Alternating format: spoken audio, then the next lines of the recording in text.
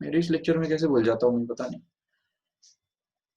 तो देखो ठीक से ये बन गया है y is equal to 4 into sine into, अच्छा इसको हम लिख सकते हैं 13 pi by 3।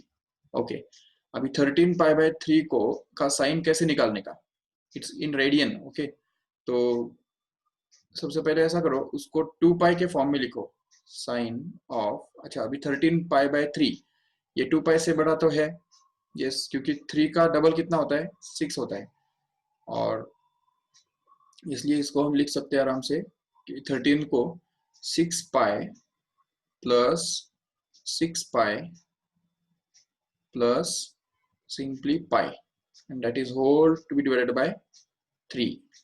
Okay, so that we can just simplify this still further and get this as 4 sine in bracket, here is going to be 2 pi plus 2 pi again plus pi by 3. Here we know that sine of 2 pi plus theta, ये पता है सभी को, sine of 2 pi plus theta is always same as sin theta, remember। तो अगर ये use करेंगे यहाँ पे तो हमको क्या मिलेगा, देखो इसमें, तो यहाँ पे नेक्स्ट स्टेप में हमको मिल जाएगा y is going to be equal to 4 sine, and 2 pi can be skipped here, ये जो पूरा 2 पाई है, 2 बार 2 पाई जो आ रहा है वो स्किप करो, और डायरेक्टली यहाँ पे पाई बाय 3 ही आने वाला है, तो यहाँ पे आ जाएगा पाई by 3। And what is sine pi by 3, pi by 3 मतलब 60 degree, and we know that sine 60 is nothing but root 3 by 2, so we can just put it here and get this as 4 into root 3 by 2, and where 2 gets cancelled, 2 ones are and 2 twos are, so that we can get this simply in the next step, that is y is equal to, yes, 2 root 3. Okay, 2 into root 3, that's all. This is going to be the displacement. If you want to find it out in the decimals, then we can just put the value of root 3 as 1.732 and get it as 3.464 centimeter. Again, why? Because already they have stated that all the units are in CGS system only, तो ये पूरा CGS system के अंदर ही है। चलो ठीक है, तो ये फर्स्ट टारगेट तो हमारा कंप्लीट हो गया, देखो ठीक से, what we have found it out is we have found out the displacement. Okay, but what about the velocity? How can we get that? velocity कैसे मिलेगा हमको, उसके लिए हमको थोड़ा ये करना पड़ेगा। दो मेथड्स है, देखो velocity निकालने के लिए दो अलग अलग मेथड्स हम यूज कर सकते हैं आराम से, क्योंकि velocity of a particle which is oscillating already, तो ये पार्टिकल जो ऑसिलेट कर रहा है तो उसका वेलोसिटी निकालना मतलब एक तरह से पार्टिकल वेलोसिटी निकालने के जैसा हो गया, which is going to be perpendicular to this x axis here. So वो वेलोसिटी निकालने के लिए ऑसिलेशन के अंदर हमको जाना पड़ेगा। ऑसिलेशन के अंदर हमने एक फॉर्मूला देखा है वेलोसिटी निकालने के लिए, जो कि याद होगा आपको, v is always equal to omega into root of a square minus x square। But जैसा कि हम जानते हैं यहाँ पे, in case of the wave motion the displacement is denoted by y and not x। actually x तो ये distance होता है, वो तो अलग है, उसके साथ कोई लेना देना नहीं हमारा।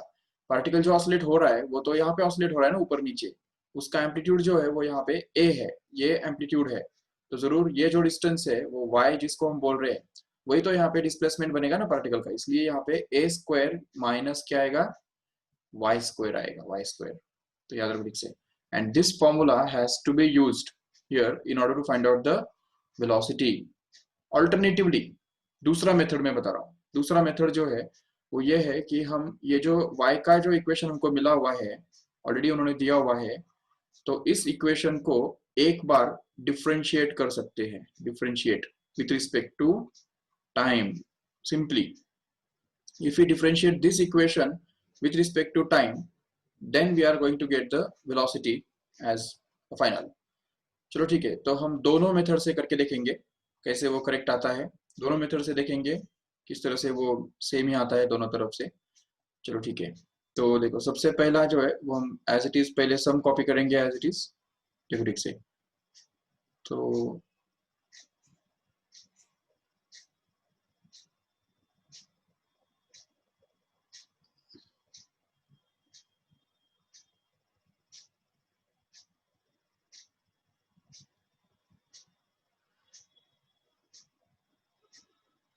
This is the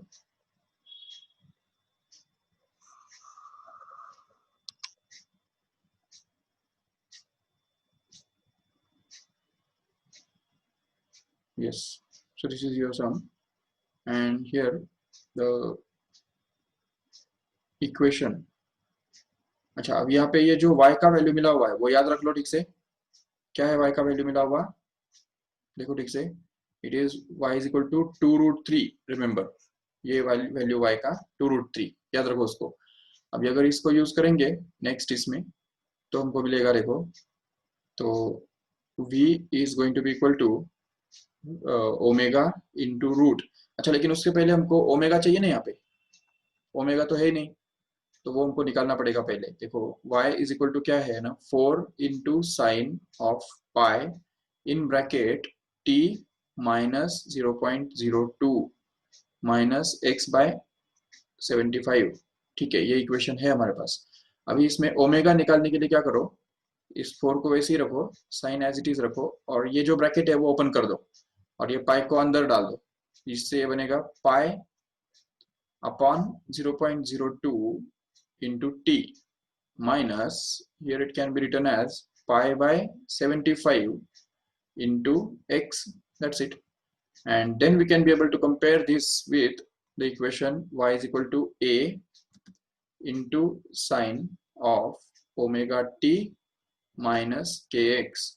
Okay, so that we can get this omega to be equal to pi by 0.02. Okay, and then k can be written to be, चलो k हमको चाहिए नहीं एक्चुअली, छोड़ो उसको। तो omega can be written as pi by 0.02, which gives simply 50 pi. Check 50 pi. Okay, and then we will be able to find out this velocity here. तो velocity निकालने के लिए ये फॉर्मूला हमारे पास है, omega into root of a square minus Y square. Okay, so ये use करो यहाँ पे, तो हमको मिलेगा v इज इक्वल टू, अच्छा, ओमेगा, ओमेगा की वैल्यू देखो कितना है, 50 पाई, जो हमने अभी भी निकाला, तो वो डाल दिया इधर।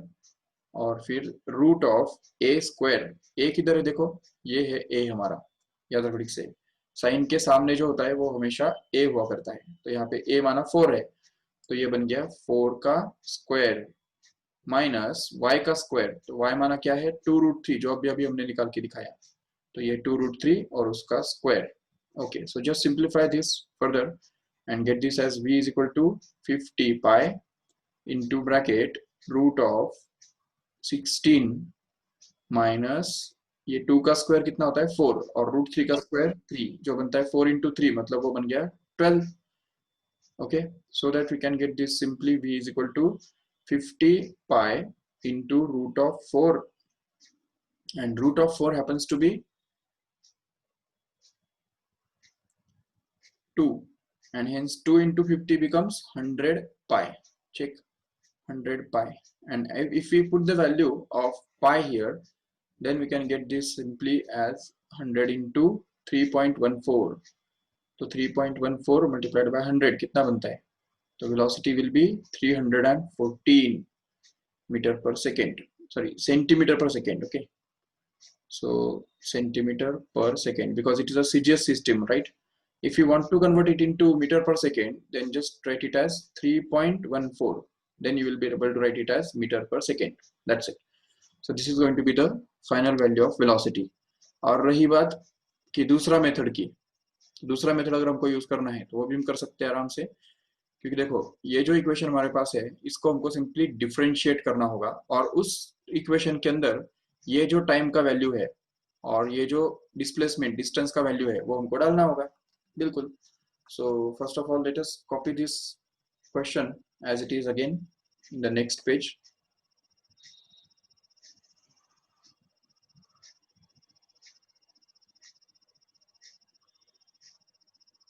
This is it here. So now we have to find the velocity. तो y हमारे पास है already, y is equal to 4 into sine of, अच्छा इसको 50t लिख दो डायरेक्ट, पाई बाहर है एज इट इज, इसको लिख देते हैं 50t, चलेगा ना, minus x by 75, okay, and then just differentiate this with respect to time.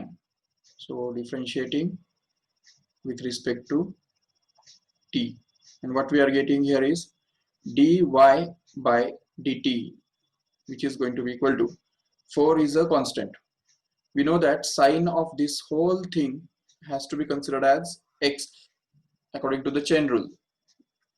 तो यहाँ पे साइन का डेरिवेटिव क्या बनता है, साइन x का डेरिवेटिव होता है cos x, तो इसलिए यहाँ पे आ जाएगा cos of this whole chunk as it is, that is pi into bracket 50t minus x by lambda, x by 75 as it is, and then this must be multiplied with the derivative of the thing we have assumed it as x.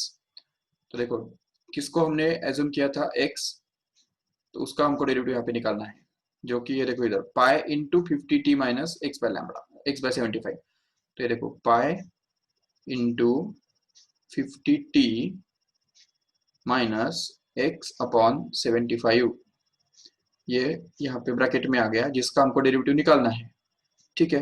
तो and this dy by dt which we are getting here is nothing but the velocity of the particle, तो velocity हमको मिलने वाला है v is equal to, तो ये बन गया actually 4 into cos of pi into, अच्छा यहाँ पे भी हमको t के बदले क्या डालना है, ये 0.1 सेकेंड डालना ही है, नो डाउट, और एट द सेम टाइम इस x के बदले भी ये 50 सेंटीमीटर हमको डालना है, बिल्कुल, तो इसलिए यहाँ पे हम इसको डाल देंगे, तो ब्रैकेट में आ जाएगा नेक्स्ट स्टेप में 50 into t which is going to be 0.1 here, okay, minus x के बदले आ जाएगा 50 सेंटीमीटर, तो यहाँ पे आएगा 50 divided by 75 as it is, and that is to be multiplied by derivative of this whole thing, जिसमें से अभी देखो pi is going to be a constant, right, so can be taken out, and 50t का derivative क्या बनता है, simply 50, because we know that t का derivative क्या बनता है 1,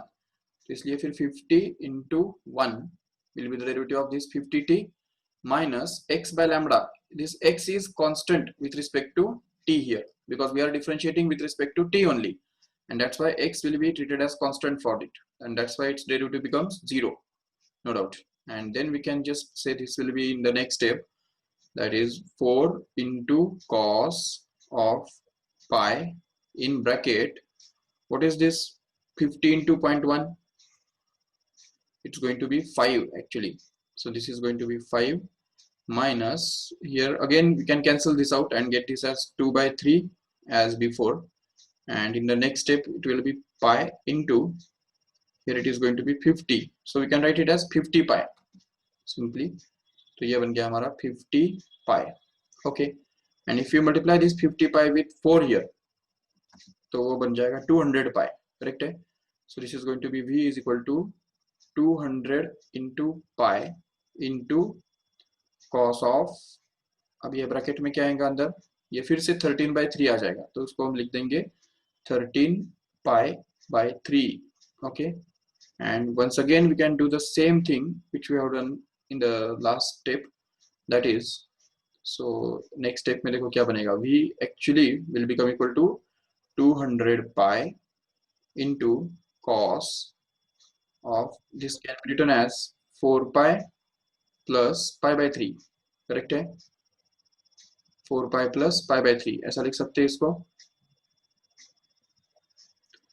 जो कि हमको पता है ऑलरेडी कि 4 pi is a multiple of 2 pi only, and 2 पाई का मल्टीपल अगर होता है तो उसमें हमारे पास एक फॉर्मूला है, cos of 2 pi plus theta is always equal to cos theta, so we can just directly write this as cos of pi by 3 simply, so that, and cos pi by 3 is nothing but cos 60, which is half, right, so we can get in the next step, that is 200 into pi into half, so that we can get this half cancelled with this 200, leaving behind 100 only, and hence we can get again it as 100 pi, 100 into pi, which when expressed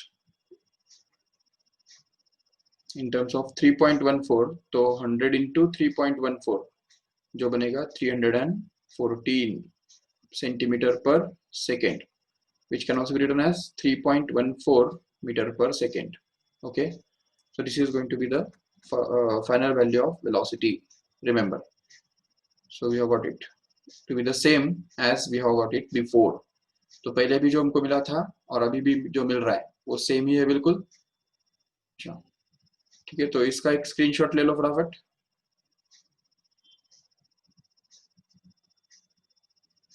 इसके बाद इसका भी screenshot ले लो.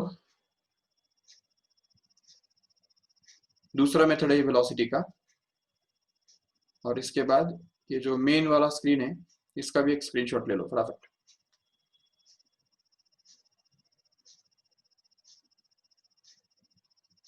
Finish with this. So let us do the next sum. Just read it here. Wavelength of two sound waves in air are 82 by 173 and 82 by 171, which produces 9 beats per second. Okay, तो ये दोनों जो है वो 9 beats produce करते हैं per second. To calculate the velocity of sound in air, so we have given with that there are two sound waves whose wavelength दिया हुआ है. तो दोनों के wavelength जो है उसको हम बोलेंगे, एक को बोलेंगे लैम्बडा 1 जो कि 82 अपॉन 173 है मीटर, और दूसरा जो वेवलेंथ है उसको हम बोल देंगे लैम्बडा 2 जो कि एक्चुअली 182 अपॉन 171 है मीटर. ठीक है, अभी लेकिन velocity of sound in air is to be found out. Correct है. तो velocity of sound in air निकालने के लिए ये इंफॉर्मेशन दिया है कि they produce 9 beats per second. What does it mean? It means that अभी हमको पता है ऑलरेडी कि बीट फ्रीक्वेंसी जो होता है, तो बीट फ्रीक्वेंसी इक्वल टू क्या होता है, वो बीट्स प्रोड्यूस करने वाले वेव्स के फ्रीक्वेंसी के डिफरेंस के बराबर हुआ करता है. मतलब ही यहाँ पे बीट फ्रीक्वेंसी जो है वो हमेशा n1 minus n2 हुआ करता है, and that is given to be 9 here. So that means we can say that this 9 given here is nothing but the difference in their frequencies. तो n1 minus n2 ये हमको दिया हुआ है 9.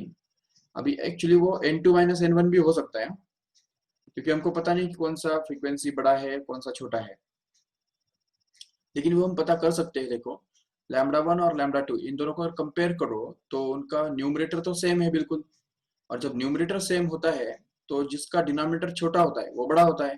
तो इसका मतलब यहाँ पे लैम्बडा 2 बड़ा है. So since lambda 1 is going to be smaller, lambda 1 is going to be smaller than lambda 2, what we can say, n1 must be greater than n2, and hence we can say that n1 minus n2 is equal to 9. Okay, so n1 minus n2 is going to be equal to 9, but neither n1 nor n2 is given here, right? So we have to express it in terms of lambda 1 and lambda 2 actually. So n1 can be expressed as v upon lambda 1 and n2 can be expressed as v upon lambda 2 actually, and that is going to be equal to 9. So in the next step we can just take v common from this and left inside 1 upon lambda 1 minus 1 upon lambda 2, and that is going to be equal to 9, which happens to be in the next step. See, तो देखो अभी next step में क्या होगा ये, तो v तो वो तो हमको निकालना है, v is kept as it is 1 upon lambda 1. what is lambda 1? see it here, तो इसका रेसिप्रोकल कर लो तो वो बन जाएगा सीधा 173 upon 82 minus 1 upon lambda 2 which is 171 upon 82, and that is going to be equal to 9. So that we can simplify this further and get this simply 173 minus 171, which is going to be 2, that is divided by 82, and if it is equal to 9, then we should have that 2 ones are and 2 41s are. So V becomes actually equal to 41 into 9. That means V must be exactly equal to 9 fours are 36 and 5 365 actually. No, 369. Check. 369 meter per second. This should be the final answer. That is the velocity of sound in air. Okay, just take the screenshot of this fast and just go to the next question.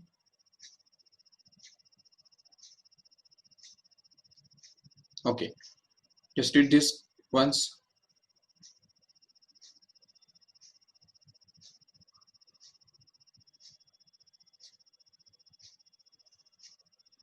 So here it tells us that sonometer wire under a certain tension is in unison with the tuning fork.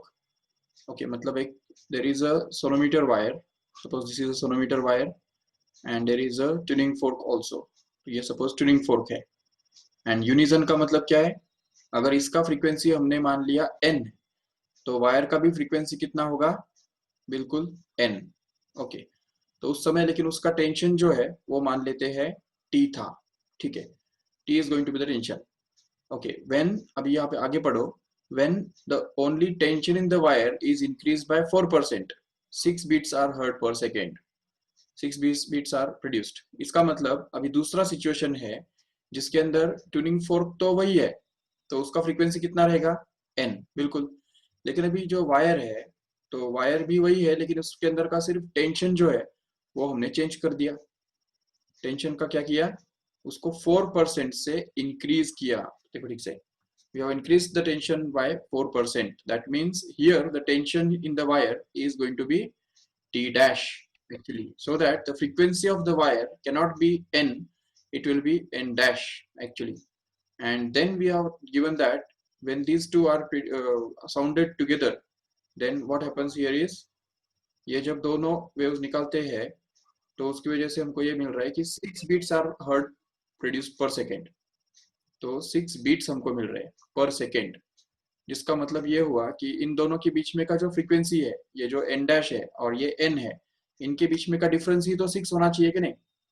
तो यही हमारे पास condition बनता है, n dash minus n should be equal to 6, and this is going to be the condition which will solve this numerical. तो अभी यहाँ पे देखो, ये सबसे पहले ये दिया हुआ है कि T dash is the tension which is greater than T by 4%. What does it mean? T dash must be equal to T plus 4% of T. ये उसका मतलब होता है.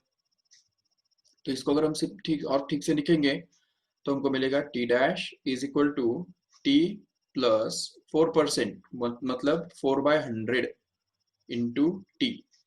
जिसको और थोड़ा सिंप्लीफाई करके लिखेंगे तो पता चलेगा T dash is equal to T common and it becomes 1 plus, here it can be written as 0.0104, and then we can be able to write this as T dash to be equal to 1.04 into T. Okay, तो ये हमको मिल गया tensions के बीच में का relationship. और अभी ये भी हम जानते हैं ऑलरेडी कि वायर का जो फ्रीक्वेंसी है और टेंशन है, इन दोनों के बीच में एक रिलेशनशिप होता है हमेशा. That is frequency is always directly proportional to the square root of tension, and if we use it here then we can get this as n is proportional to root t. What does it mean? N dash must be proportional to root of t dash, right? And then we can just be able to take the ratio of these two and get this as n upon n dash, or if simply we can say n dash upon n is actually going to be equal to root of t dash upon t. correct है? तो ये बन गया t dash upon t. But then we can just replace this value of t dash here, which is going to be, so n dash upon n becomes actually equal to root of t dash के बदले आ गया 1.04 into t, and that is to be divided by t again, so that t gets cancelled, and what we are left with simply is, in the next step it will be n dash upon n is equal to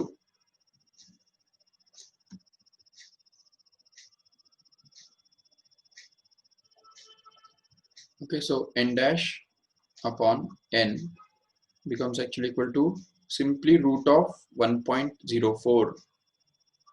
and again we are given with here that अभी देखो tension अगर increase करेंगे तो frequency जरूर बढ़ेगा, जिसका मतलब है कि n dash is going to be greater than n.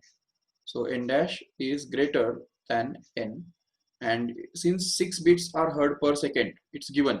That means we can say that n dash minus n should be actually equal to 6, which means that n dash must be equal to n plus 6, right? तो ये n plus 6 हम अगर इसमें डाल देंगे इस equation के अंदर, तो हमको देखो क्या मिलेगा नेक्स्ट स्टेप में। तो वो हमको मिलेगा n डैश के बदले आ गया n plus 6 divided by n, and that is going to be equal to root of 1.04. okay, so we can just simplify this further and get this as 1 plus 6 by n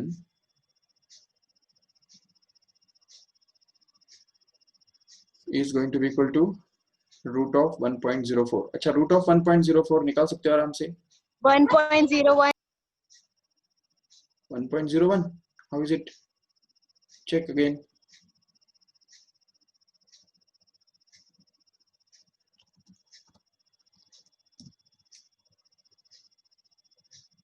one 1.04 का square root 1.02, round of करो उसको, round of, so it's going to be 1.02.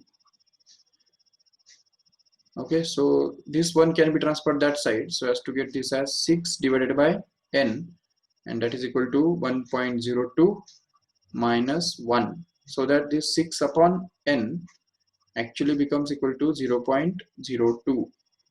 and in the next step we can just take reciprocals on both sides and get this as n by 6 is equal to 1 upon 0.02, so that n by 6 becomes actually equal to 50, and 50 multiplied by 6 gives us n, and this n actually becomes equal to 300 hertz. okay, this is going to be the final answer. Let's take the screenshot of this also.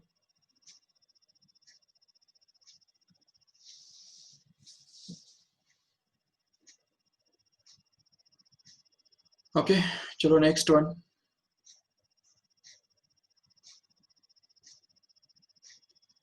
Read this fast. See here, two organ pipes open at both the ends, both the ends are sounded together and 5 beats are heard per second. The length of shorter pipe is 0.25 meter.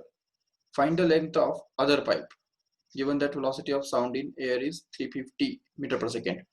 okay, that means there are two pipes, one is shorter and one is longer. okay, so this is suppose shorter one,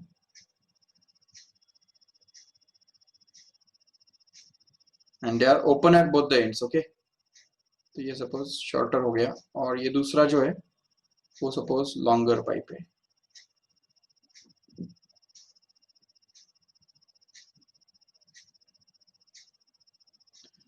और दोनों का ना cross section area जो है उसके बारे में कुछ बोला नहीं है. इसका मतलब ये है कि उनका दोनों का क्रॉस सेक्शन एरिया जरूर सेम रहेगा.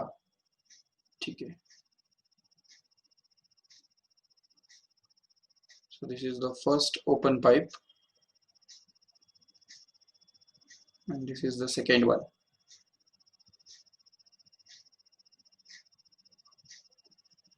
okay, so let us take this length of this first pipe as L1 and the second pipe as L2, and the frequency of this first pipe can be taken as N1 and the second pipe will have the frequency that is N2. okay, अब देखो what is given here is the length of shorter pipe is 0.25 centimeter metre, sorry, जिसका मतलब ये हुआ कि L1 जो है वो दिया हुआ है ऑलरेडी, 0.25 मीटर। ओके, ये तो चलो दे दिया। We have to find out the length of other pipe, मतलब हमको L2 निकालना है, no doubt. And 5 beats are heard per second when the two pipes are sounded together. जिसका मतलब ये है कि यहाँ पे अभी अच्छा मुझे बताओ, इस जिसका किसका फ्रीक्वेंसी ज्यादा होगा? फ्रीक्वेंसी उसका ही ज्यादा होगा जिसका लेंथ छोटा है, because NL is always constant, and hence we can say that frequency of shorter pipe is going to be greater. That means N1 is greater than N2. But since bits are given here, 5 bits per second दिया हुआ है, इसका मतलब ये हुआ कि N1 minus N2 is going to be 5. ठीक है, तो ये हमको यूज करना है। अभी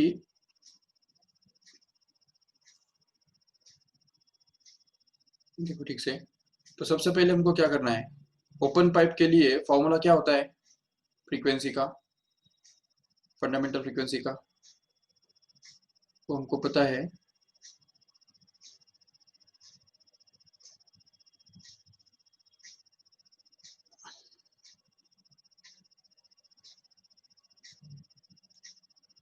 N1 is equal to V upon 2L, L1 actually.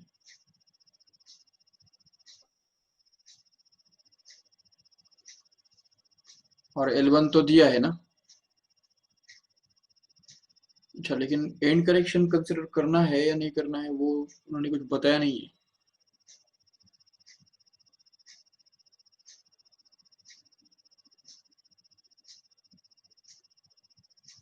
शायद करना पड़ेगा,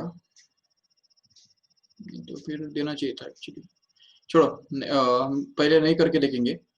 तो इससे देखो क्या मिलेगा, N1 is going to be equal to V, which is going to be 350, and that is to be divided by 2 times of L1, which is 0.25. Okay, तो ये अगर सॉल्व करेंगे तो N1 कितना मिलेगा? देखो 350 divided by 0.25 multiplied by 2, it comes out to be 0.5 actually. And 0.5 से divide करना मतलब 2 से मल्टीप्लाई करने जैसा है, तो इसलिए यहाँ पे N1 का वैल्यू हमको मिल जाएगा 700 हर्ट्ज। ठीक है, N1 तो मिल गया। चलो ठीक है, N2 किससे मिलेगा हमको? क्योंकि हमको पता है कि N1 minus N2 is going to be equal to 5. So if we put it here, then we can get this as 700 minus N2 is going to be equal to 5. Means 700 minus 5 must be equal to N2, and hence we can show that N2 should be equal to 695. Okay, तो ये हमको मिल गया, N2 का value मिल गया।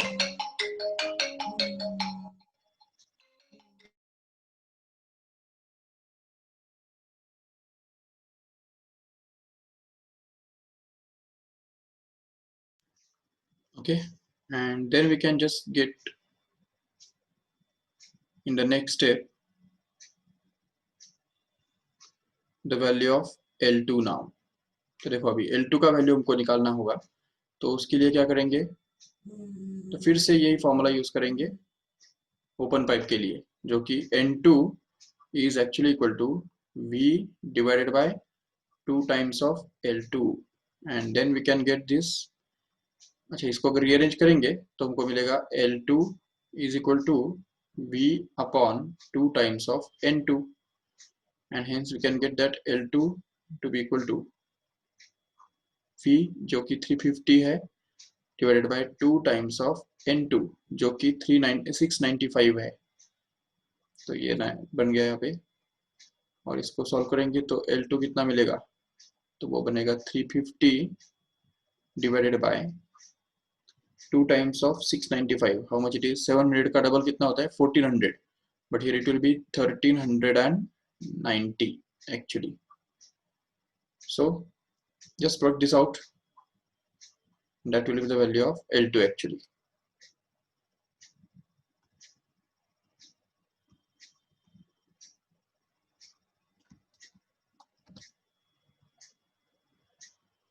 Yes, मिल रहा है किसको?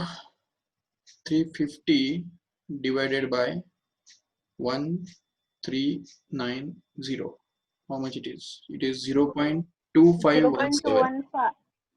हाँ, तो 0.2518. It changed very slightly. चलो ठीक है, अगर हमने एंड करेक्शन के बारे में सोच के अगर निकाला तो क्या होगा बताओ? ये तो चलो हमको मिल गया यहाँ पे 0.2518 एक्चुअली 0.2518 मीटर. ठीक है, this should be the length of the other pipe without considering the end correction. Okay, but if you want to find out the end correction use करना है suppose, तो ऐसे केस में क्या होगा? ये पूरा हमको फिर से करना पड़ेगा. देखो, ये हमने n1 minus n2 equal to 5 है, वो तो ठीक है. अच्छा, अभी n1 का जो फॉर्मूला हमारे पास है वो सिर्फ चेंज होगा.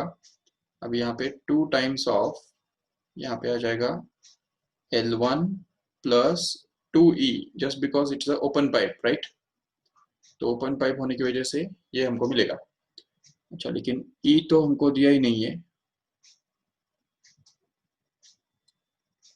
तो सिर्फ इतना ही हम कर सकते हैं और आराम से यहाँ पे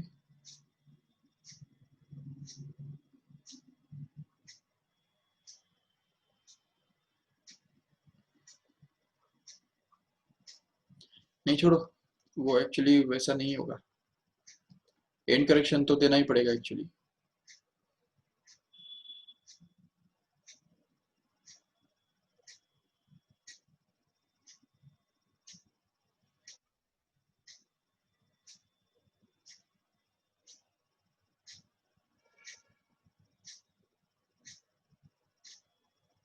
See the next question. Just read this.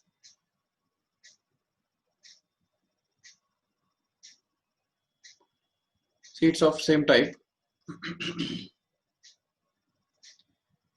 Resonance tube experiment. In a resonance tube experiment, the tuning fork resonates with the air column of 12.5 centimeter long, and again resonates when it is 40 centimeter long. Calculate the end correction. तो देखो, दो situations दिए हैं.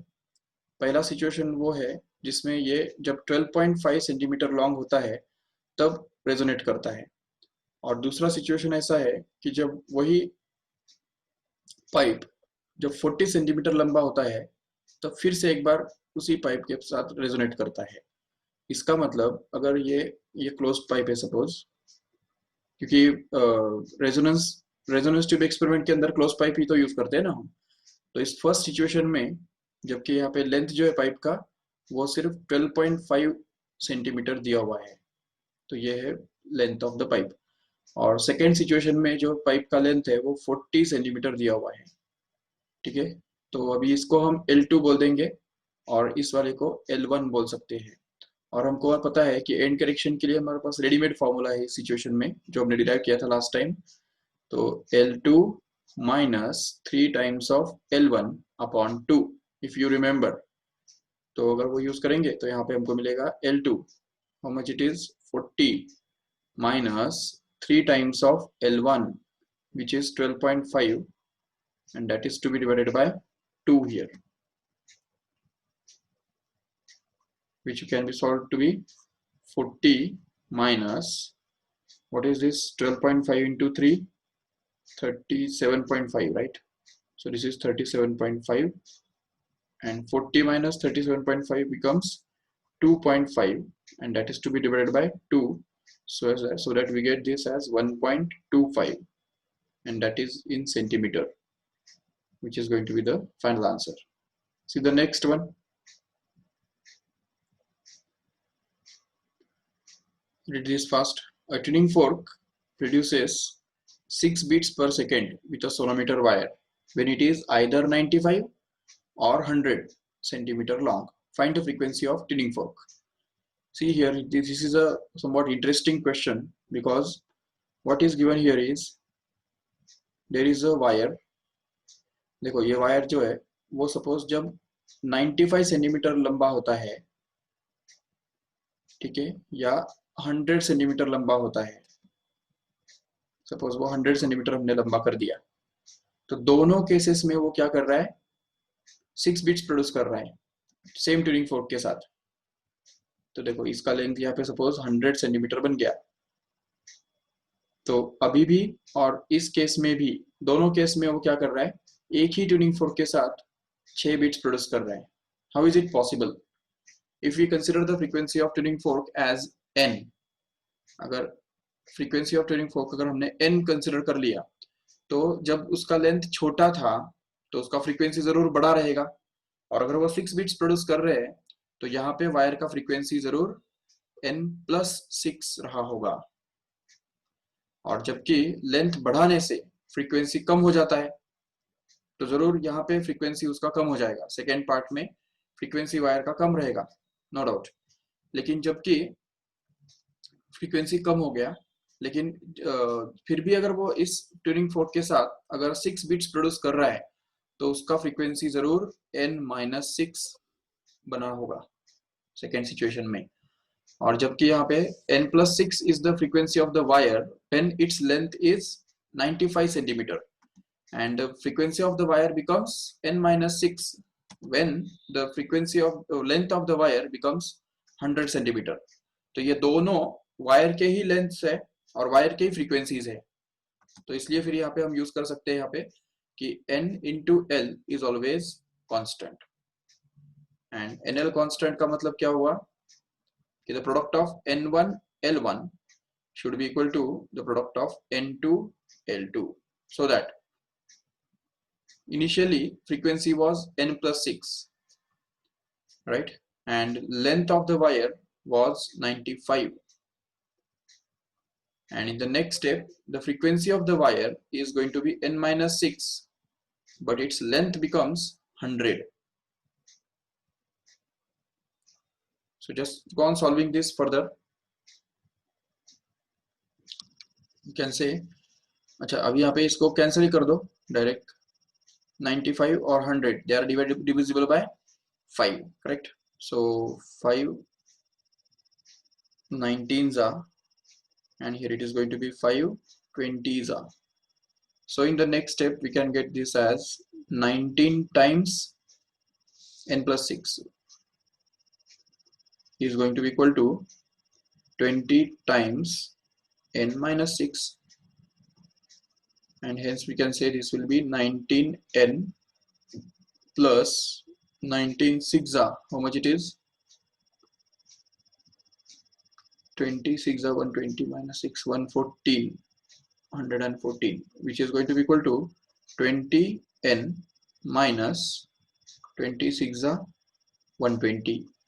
Okay, so just shuffle this, bring this term in that side and take this term in this side, so as to get this as 120 plus 114, which is going to be equal to 20n minus 19n, so that we get this n, and here it is going to be, yes, it's 120 plus 120 is actually 240 minus 6 234. 234. So frequency of the tuning fork must be 234 hertz. That's all. Take the screenshot fast and go to the next question.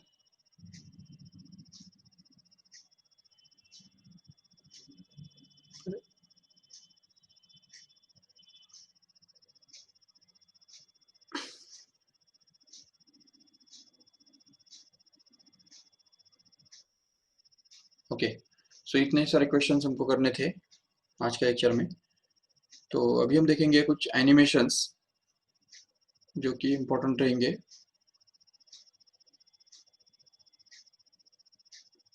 तीन चार minute है हमारे पास, ठीक है? तो देखो ठीक से, सबसे पहला हम देखेंगे इंटरफ्रेंस का एनिमेशन। देखो ठीक से यहाँ पे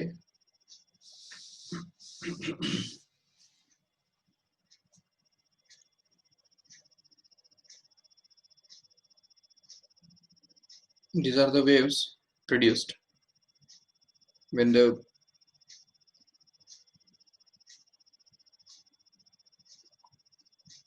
टैप, वाटर इज टैप।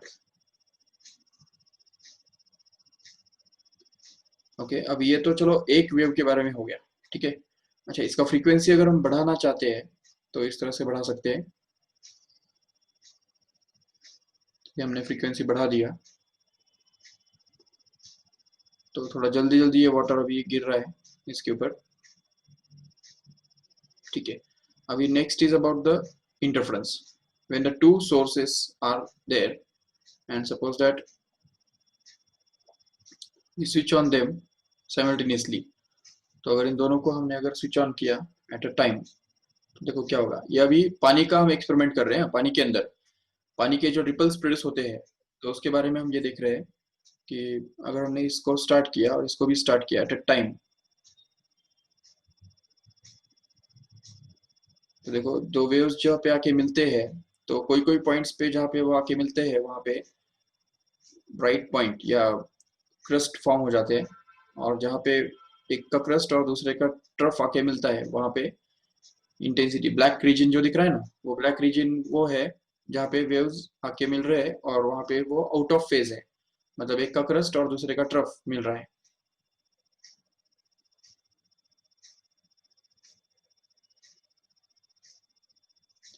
और अगर यही एक्सपेरिमेंट हमको साउंड के बारे में अगर करना है, तो देखो ठीक से अब यहाँ पे ये है साउंड।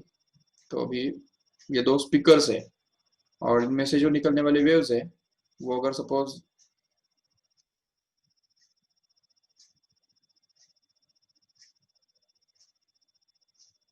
हम स्विच ऑन करते हैं एट अ टाइम,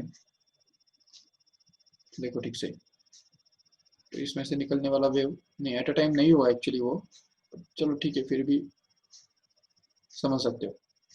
तो इस तरह से जो साउंड निकल रहा है, तो साउंड जब आके मिक्स होता है, तो ये दोनों जो वेव्स है वो जहाँ पे आके मिलते हैं, तो जहाँ पे कॉम्प्रेशन कॉम्प्रेशन पे आके मिलता है या रेरिफेक्शन रेरिफेक्शन पे आके मिलता है, तो वहाँ पे क्या होता है, मैक्सिमम इंटेंसिटी का साउंड प्रोड्यूस होता है, जो यहाँ पे व्हाइट कलर के द्वारा दिखाया गया है। और जहाँ पे एक का कॉम्प्रेशन दूसरे का रेरिफेक्शन मिलते हैं, या एक का रिफ्रैक्शन दूसरे कॉम्प्रेशन के ऊपर जब मिलता है, तो वहाँ पे ब्लैक रीजन फॉर्म होता है, मतलब वहाँ पे इंटेंसिटी बिल्कुल जीरो है। तो ये हम समझ सकते हैं आराम से। और ये भी वही एनिमेशन है जिसमें हमको क्लियर दिखाई दे रहा है कि किस तरह से दोनों सोर्सेज जब ये करते हैं, वेव्स इमिट करते हैं, तो किस तरह से सारे पॉइंट्स जहाँ पे कंस्ट्रक्टिव इंटरफेरेंस होता है हम बोलते हैं इसको, तो वो सारे पॉइंट्स एक ही लाइन में आते हैं, स्ट्रेट लाइन में आते हैं। और सारे पॉइंट्स जहाँ पे डिस्ट्रक्टिव इंटरफेरेंस होता है, मतलब क्रस्ट के ऊपर ट्रफ या ट्रफ के ऊपर क्रस्ट आके मिलते हैं, तो वो सारे पॉइंट्स भी एक ही पर्टिकुलर पॉइंट पे एक ही लाइन में आते हैं। चलो ठीक है, ये सारे चीजें हमको यहाँ पे इसमें देखनी थी। अभी दूसरी बात ये है, देखो ठीक से,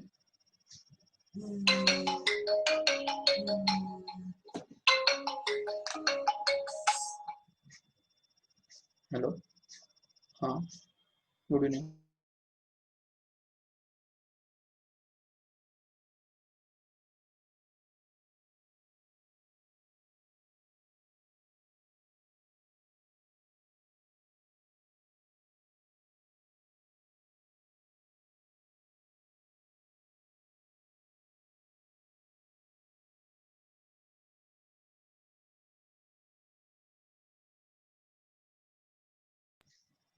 Okay, so this is the first animation we have to see.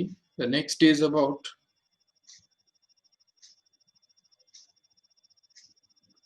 resonance. This is a very important as animation actually. तो ये अगर तुमको समझ में आ गया तो बहुत अच्छी बात होगी एक्चुअली। देखो, सपोज हम ये इसको, ये जो है यहाँ पे पहले मैं डिस्क्राइब करता हूँ कि ये जो है, ये नीचे वाला जो दिख रहा है आपको, तो ये एक्चुअली एक ऑसिलेटर है। ये जो दिख रहा है ना, ये ऑसिलेटर है। तो ये एक इलेक्ट्रिकली ड्राइवन ऑसिलेटर है एथोमेटिक से। और ये यहाँ पे जो है, ये स्प्रिंग है यहाँ पे, और उस स्प्रिंग के साथ ये मास कनेक्टेड है ऊपर। और उस स्प्रिंग, ये ऑसिलेटर की वजह से ये स्प्रिंग ऑसिलेट होगा और उसकी वजह से ये मास भी ऑसिलेट होगा, ठीक है। अभी देखो, जैसे ये ऑसिलेटर ऑसिलेट करता है, तो उसकी वजह से ये स्प्रिंग भी ऑसिलेट करने लगता है और वो मास ऑसिलेट कर रहा है उसकी वजह से। So we can say that the forced vibrations are created in this mass due to this oscillator here. चलो ठीक है, अभी अगर सपोज इसका फ्रीक्वेंसी जो है वो अगर हम सपोज चेंज करते हैं, मान लो ये फ्रीक्वेंसी जो है उसको हम बढ़ाते हैं, देखो ठीक से,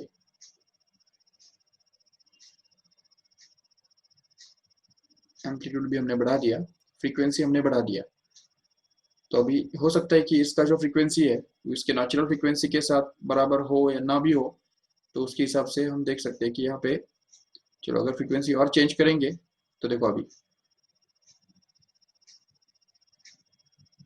अभी ऑसिलेटर का फ्रीक्वेंसी तो कांस्टेंट है, लेकिन ये मास जो है वो तुम देख रहे हो क्लियरली कि किस तरह से वो कभी फेज में ऑसिलेट हो रहा है, कभी आउट ऑफ फेज में ऑसिलेट हो रहा है। चलो हम तुमको ये बात अच्छी तरह से और अच्छी तरह समझ में आएगी अगर हम नंबर ऑफ ऑसिलेटर्स बढ़ाएंगे, देखो ठीक से। चलो थोड़ा तीन ही ऑसिलेटर्स रखते हैं, ठीक है। अब देखो ठीक से, मैं इसका भी फ्रीक्वेंसी बढ़ा रहा हूँ,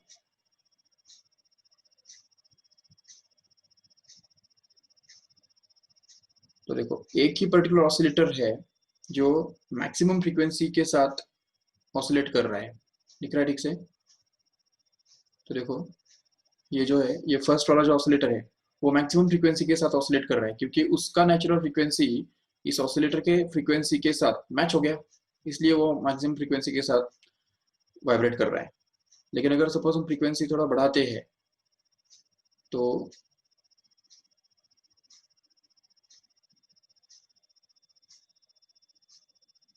अभी देखो ठीक से, अभी वो मैक्सिमम फ्रीक्वेंसी के साथ ऑसिलेशन नहीं कर रहा है, वो कभी रुक रहा है, कभी वापस ऊपर जा रहा है, तो ये हो रहा है।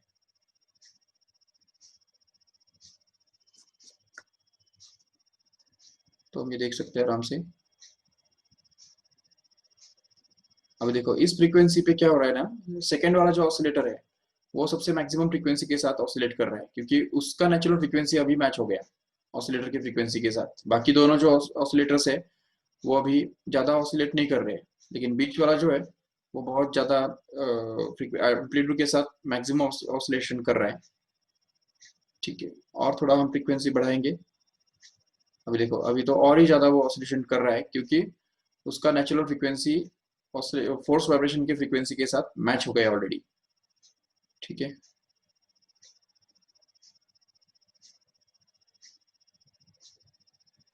अभी देखो तीसरा जो ऑसिलेटर है वो अभी मैक्सिमम फ्रीक्वेंसी के साथ ऑसिलेट कर रहा दिख रहा है हमको, क्योंकि अभी फ्रीक्वेंसी हमने इतना बढ़ा दिया है, जो ये थर्ड वाले इसका जो नेचुरल फ्रीक्वेंसी है उसके साथ अभी वो मैच हो गया है। इसलिए हम देख पा रहे हैं यहाँ पे क्लियरली कि किस तरह से वो मैक्सिमम एम्पलीट्यूड के साथ वाइब्रेट कर रहा है, क्योंकि उसका नेचुरल फ्रीक्वेंसी फोर्स वाइब्रेशन के फ्रीक्वेंसी के साथ मैच हो गया, बिल्कुल।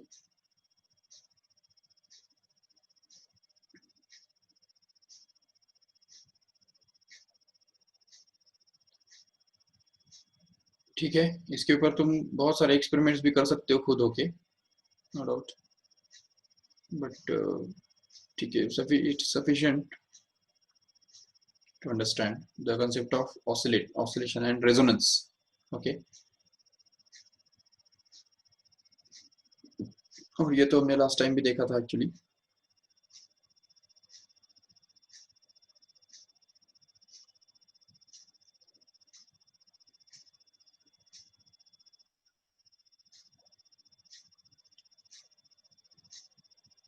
ये देखो ये स्टेशनरी वेव्स फॉर्म हो गए, देखो यहाँ पे।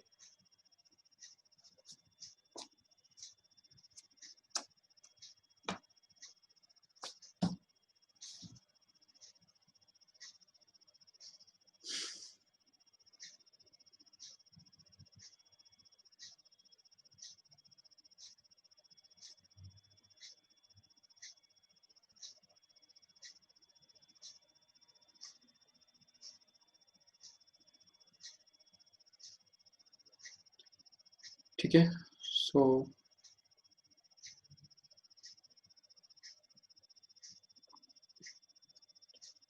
let us stop here।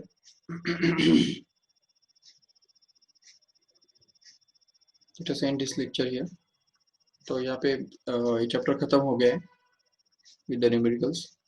आज मैं आपको एक फाइल शेयर करूंगा जिसके अंदर कुछ न्यूमेरिकल्स होंगे, वो आपको देख के सॉल्व करके सबमिट करने होंगे। अभी सबमिट तो चलो, होमवर्क सबमिशन का जो है वो थोड़ा सा 5 तारीख के बाद हम एक्टिवेट करेंगे। तो अभी फिलहाल सिर्फ सॉल्व करो, मैं अपलोड करता हूँ, ऐप में आपको मिल जाएंगे वो। तो just solve them, just keep it with you so that you can check next time. Okay, thank you all of you. Thank you, sir. Okay.